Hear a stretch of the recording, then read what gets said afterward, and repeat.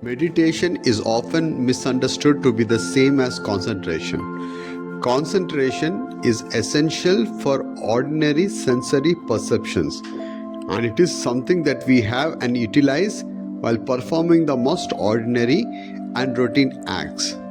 For example, we concentrate when we read a book, write a letter, drive a car, or eat our food.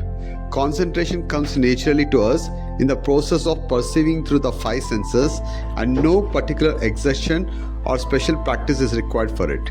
It is incorrect, therefore, to equate concentration with meditation, at which only the spiritual adepts excel. Meditation is a process which obtains at a much higher plane than human sensory perception. Being a mental process that involves seeing through the senses, concentration may be regarded as being below or within the realms of the senses, while meditation is beyond or above the world of the senses. If meditation were as easy as concentration, the great rishis of the past would have been practiced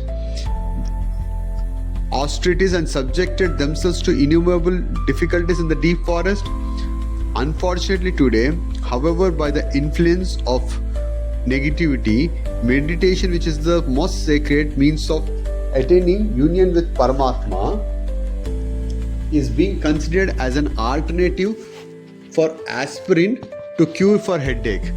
What a slight it is for the culture today. For the one who desires to practice meditation or dhyana, it is advisable that light is taken as a dhyaya or object of attention, and not a form of divinity such as that Rama, Krishna or Ishvara.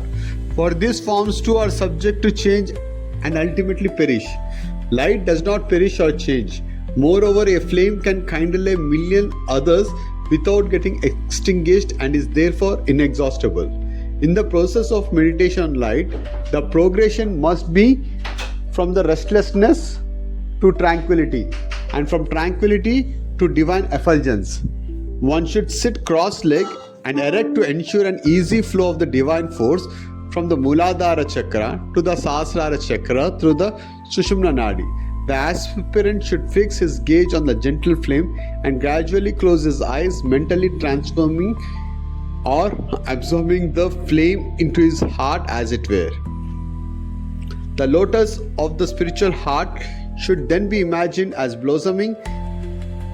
One should then imagine that out of the heart so illumined, rays of light proceed gradually to all parts of the body, suffusing everything with light, imbuing it with sacredness and purity all over. As the light has reached the hands, the individual ought not to do any wrongful acts. Since the flame shines in the eyes, he cannot look at undesirable sights. So also, since the light has permeated his ears, he should not listen to evil talk. His feet too, since they have been filled with light, should not tread upon unholy paths. Thus, this type of meditation enables man and helps him to scale greater spiritual heights very steadily. If you keep the mind busy in this manner with the task of carrying light to all parts of the body, it will not wander and will remain steady. The whole process takes about 20 to 30 minutes to complete. This kind of meditation should not be regarded as exercise in the family. No doubt in the beginning imagination will be involved, but by constant practice it will be transformed into a powerful thought wave, creating an indelible impression on the heart, leading to union with the God. The meditation should not end with the individual visualizing that the light is in himself. He should see that light is in his friends, in his relatives, even in his enemies. He should see that light which is in him is pervading everywhere. He should see the whole of creation blushed in the resplendent light of divinity. This would have made him a life full of love and joyful. If you so desire, you may in the initial stages picture the form of a God which is dear to you within the flame on which you meditate. You must, however, realize that the form has got to dissolve the light sooner or later. You must not try to confine divinity to any particular form.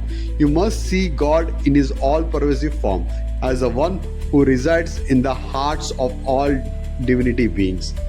You are everything and nothing. You are in everyone and everything. You are nothing and everything at the same time.